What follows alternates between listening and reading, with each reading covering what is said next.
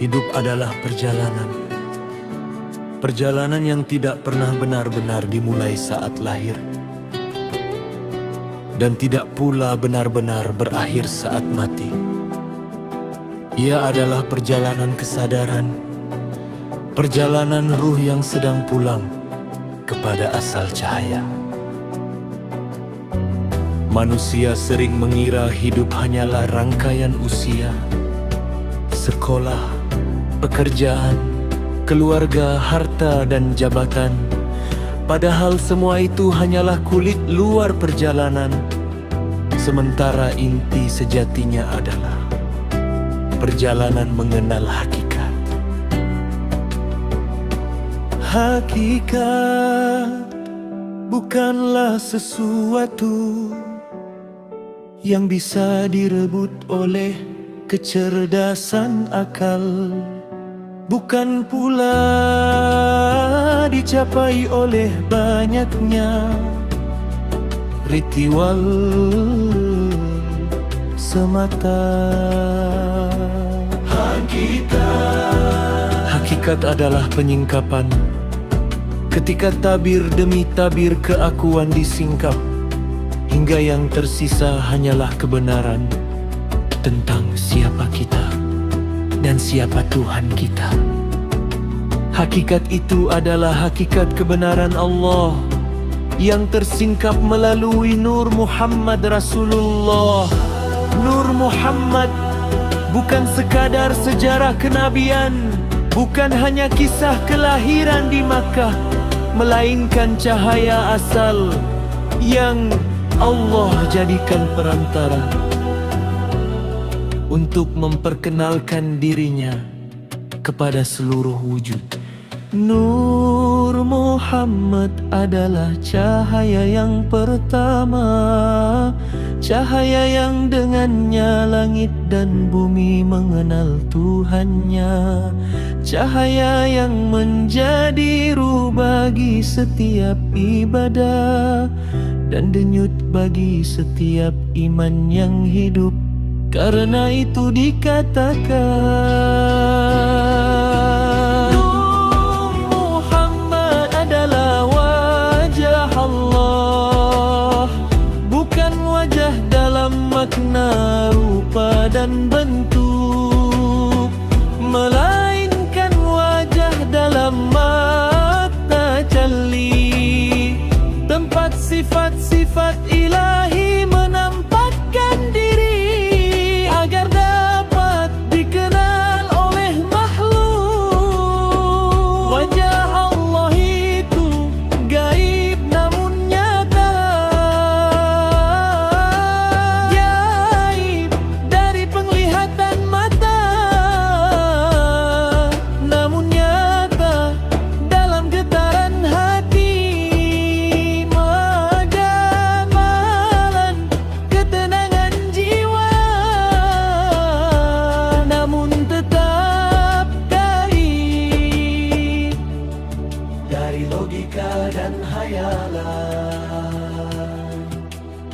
Ia terasa saat hati tunduk, ia hadir saat ego luluh, ia menyapa saat cinta kepada Allah mengalahkan cinta kepada diri sendiri. Namun disinilah letak bahaya terbesar perjalanan ruhani, salah dalam memandang wajah Allah. Salah arah, salah niat, salah rasa, dan seluruh perjalanan menjadi sia-sia tanpa tuntunan murabbi mursyid. Manusia mudah terjebak pada bayangan akal yang merasa sudah paham, bayangan nafsu yang merasa sudah sampai, bayangan ego yang merasa paling dekat. Akal membentuk Tuhan versi logika,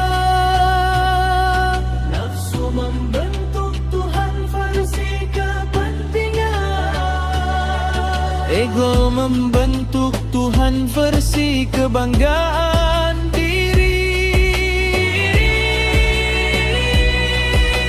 Padahal semua itu bukan wajah Allah, melainkan cermin keakuan yang disangka cahaya bila salah memandang wajah Allah. Maka amali kibala kehilangan ruhnya. Salat hanya menjadi gerak, zikir hanya menjadi suara, sedekah hanya menjadi transaksi, dan ibadah hanya menjadi rutinitas tanpa kehadiran.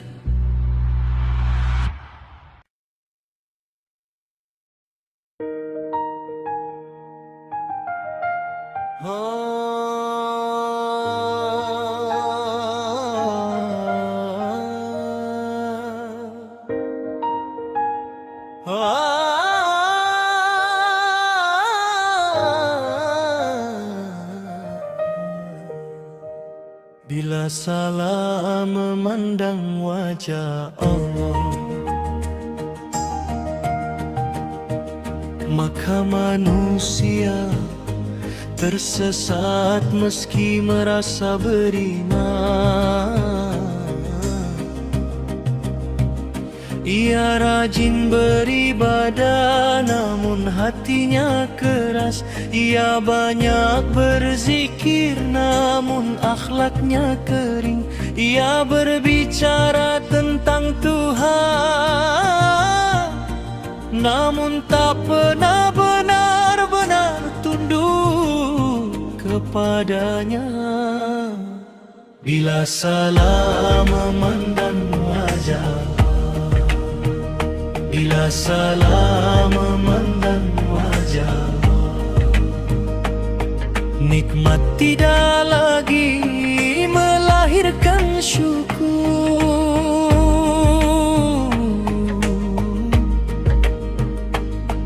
Ujian tidak lagi melahirkan sabar. Iman menjadi rapuh, tauhid menjadi konsep tanpa rasa. Secara lahir tampak beragama, namun batin kosong dari cahaya. Dan bila salah memandang wajah Allah, ketika ajal tiba, yang terjadi bukan kepulangan yang damai. Badan binasa, itu pasti.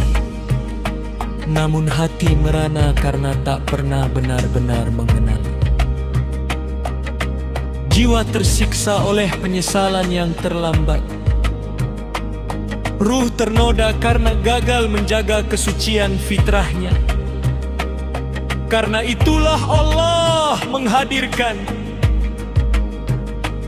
murabbi mursyid, bukan untuk diagungkan, bukan untuk disembah, melainkan sebagai penunjuk jalan agar pandangan batin tidak melenceng.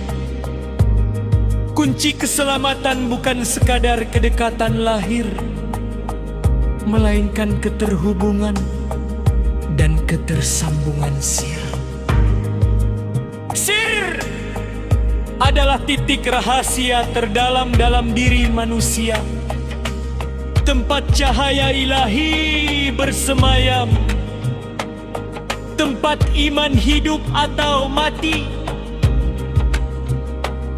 Ketika sir murid tersambung dengan sir ruhani murabbi mursyid, maka cahaya bimbingan mengalir tanpa kata.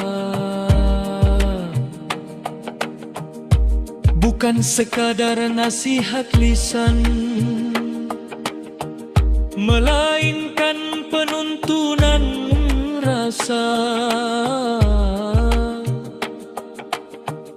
bukan sekadar ilmu tertulis, melainkan adab yang meresap ke dalam jiwa.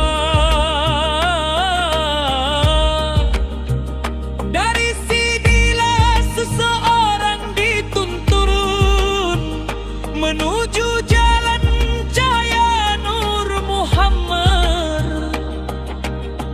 Jalan ini bukan jalan keramaian ego, bukan jalan merasa suci, bukan jalan merasa paling benar. Ia adalah jalan cinta sejati, cinta yang memurnikan niat, cinta yang mengikis keaguan, cinta yang membuat hamba rela hancur demi tetap berada dalam ridha Allah. Dalam cinta sejati, ibadah bukan lagi beban, melainkan kebutuhan. Zikir bukan lagi kewajiban, melainkan kerinduan. Ketaatan bukan lagi paksaan, melainkan kenikmatan.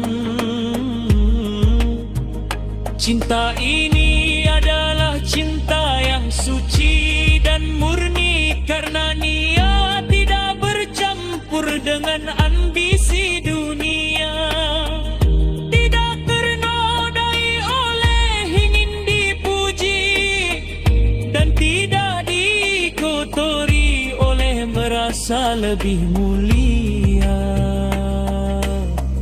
Cinta ini tercahayai oleh cahaya ilahi Rabbi,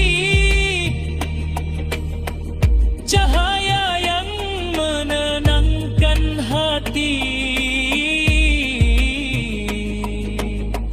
menerangi jalan, dan menangkarkan ruh pulang kepada asalnya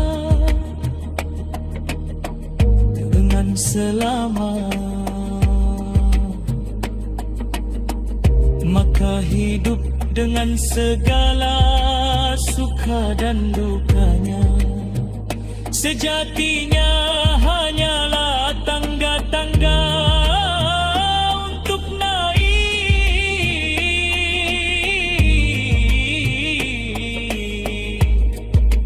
menuju pengenalan.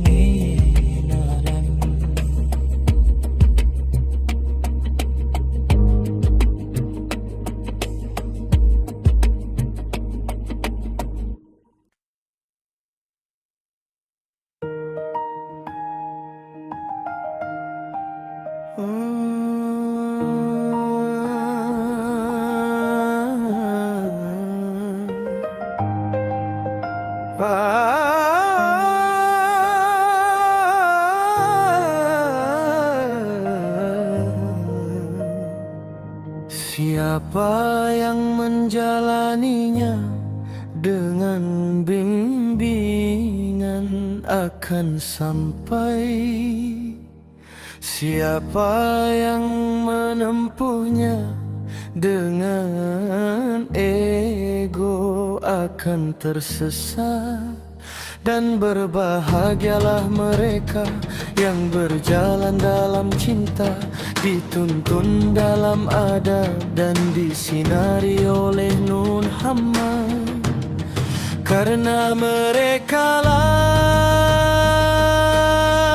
yang hidupnya menjadi ibadah dan matinya menjadi perjumpaan. Hidup adalah perjalanan yang tidak pernah benar-benar dimulai saat lahir. dan tidak pula benar-benar berakhir saat mati. Ia adalah perjalanan kesadaran, perjalanan ruh yang sedang pulang kepada asal cahaya. Manusia sering mengira hidup hanyalah rangkaian usia, sekolah, pekerjaan, keluarga, harta, dan jabatan. Padahal semua itu hanyalah kulit luar perjalanan. Sementara inti sejatinya adalah perjalanan mengenal hakikat. Hakikat bukanlah sesuatu yang bisa direbut oleh kecerdasan akal, bukan pula dicapai oleh banyaknya ritual semata. Hakikat adalah penyikapan ketika tabir demi tabir keakuan disingkap, hingga yang tersisa hanyalah kebenaran tentang siapa kita dan siapa Tuhan kita.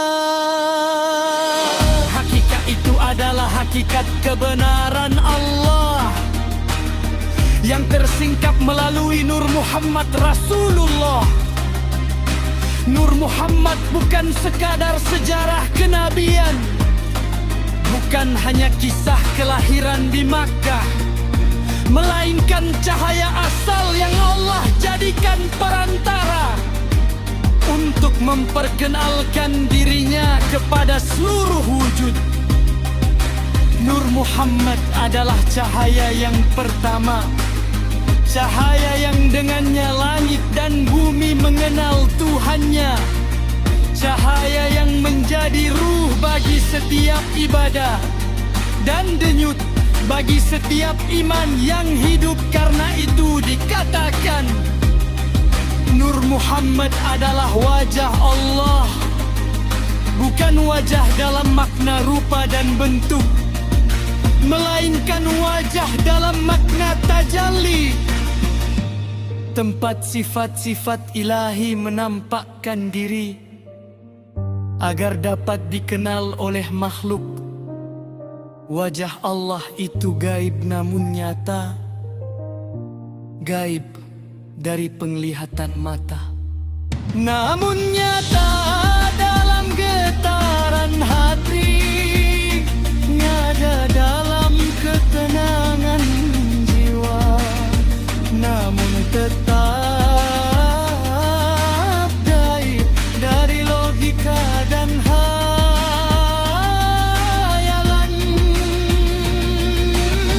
Ia terasa saat hati tunduk, ia hadir saat ego,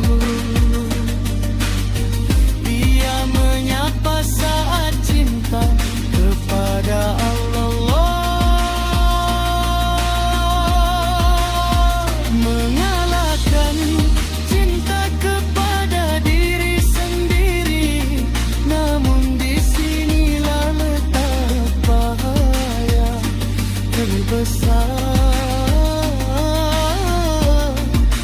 Perjalanan ruhani, salah dalam memandang wajah Allah, salah arah, salah niat, salah rasa, dan seluruh perjalanan menjadi sia-sia tanpa tuntunan murabbi mursyid. Manusia mudah terjebak pada bayangan akal yang merasa sudah paham, bayangan nafsu yang merasa sudah sampai, bayangan ego yang merasa paling dekat. Akal membentuk Tuhan versi logika.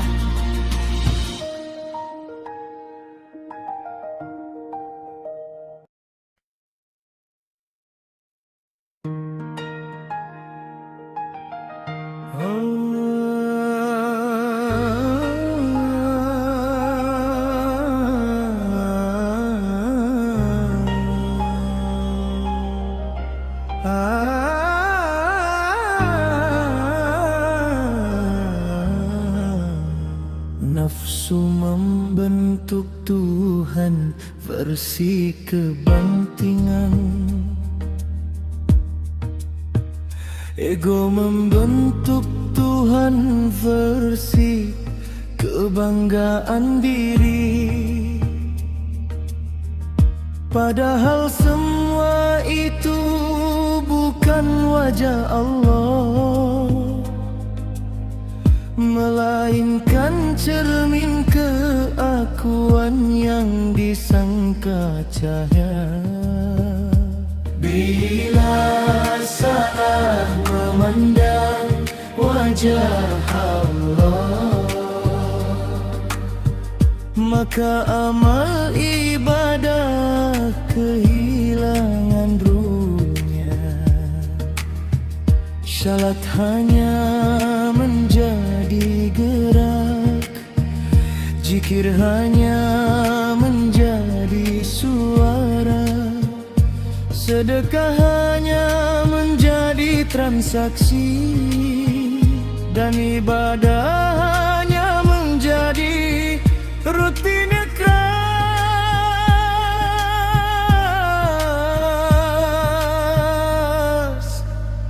tanpa kehadiran. Bila salah memandang wajah Allah, maka manusia tersesat meski merasa beriman. Ia rajin beribadah namun hatinya keras. Ia banyak berzikir namun akhlaknya kering. Ia berbicara tentang Tuhan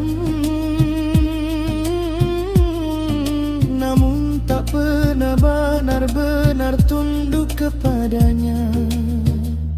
Bila salah memandang wajah Allah, nikmat tidak lagi melahirkan syukur, ujian tidak lagi melahirkan sabar. Iman menjadi rapuh, tauhid menjadi konsep tanpa rasa. Secara lahir tampak beragama, namun batin kosong dari cahaya. Dan bila salah memandang wajah Allah, ketika ajal tiba yang terjadi bukan kepulangan yang damai. Badan binasa itu pasti, namun hati merana karena tak pernah benar-benar mengenal. Jiwa tersiksa oleh penyesalan yang terlambat, ruh ternoda karena gagal menjaga kesucian fitrahnya. Karena itulah Allah menghadirkan murabbi mursyid, bukan untuk diagungkan, bukan untuk disembah, melainkan sebagai penunjuk jalan agar pandangan batin tidak melenceng. Kunci keselamatan bukan sekadar kedekatan lahir, melainkan keterhubungan dan ketersambungan. Sir adalah titik rahasia terdalam dalam diri manusia.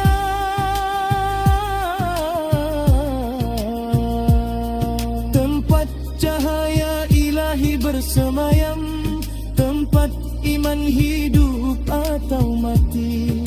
Ketika sir murid tersambung dengan sir ruhani murabbi mursyid, maka cahaya bin kata-kata, bukan sekadar nasihat lisan, melainkan penuntunan rasa. Bukan sekadar ilmu tertulis, melainkan adab yang meresap ke dalam jiwa. Dari sinilah seseorang dituntun menuju jalan cahaya Nur Muhammad.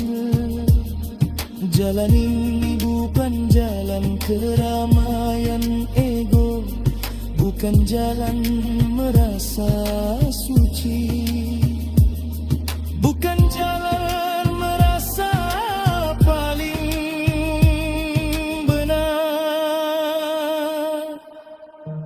Ia adalah jalan cinta sejati, cinta yang memurnikan niat, cinta yang mengikis keakuan, cinta yang membuat hamba rela hancur demi tetap berada dalam ridho Allah. Dalam cinta sejati, ibadah bukan lagi beban, melainkan kebutuhan. Zikir bukanlah kewajiban, melainkan kerinduan. Ketaatan bukan lagi paksaan, melainkan kenikmatan.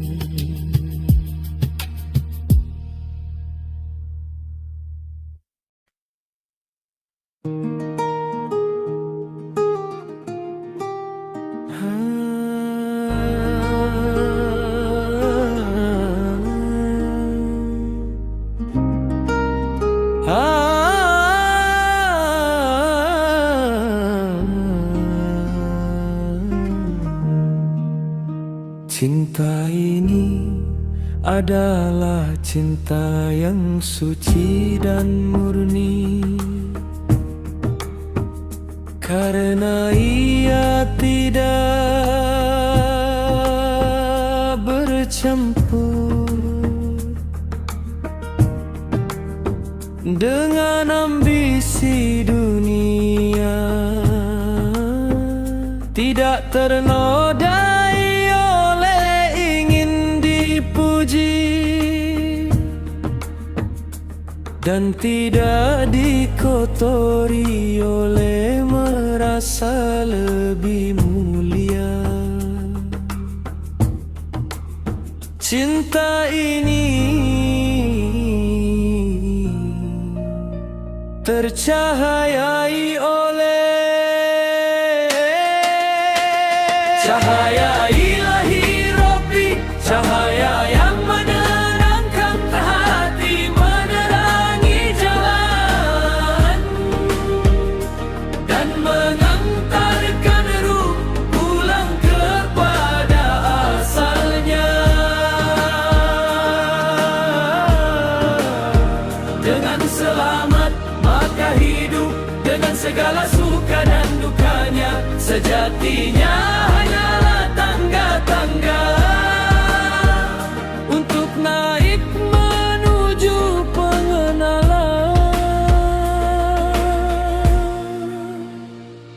Siapa yang menjalaninya dengan bimbingan akan sampai, siapa yang menempuhnya dengan ego akan tersesat. Dan berbahagialah mereka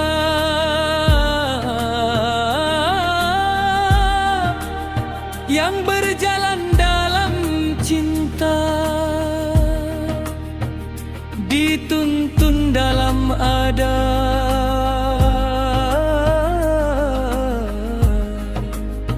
dan disinari oleh nur Muhammad.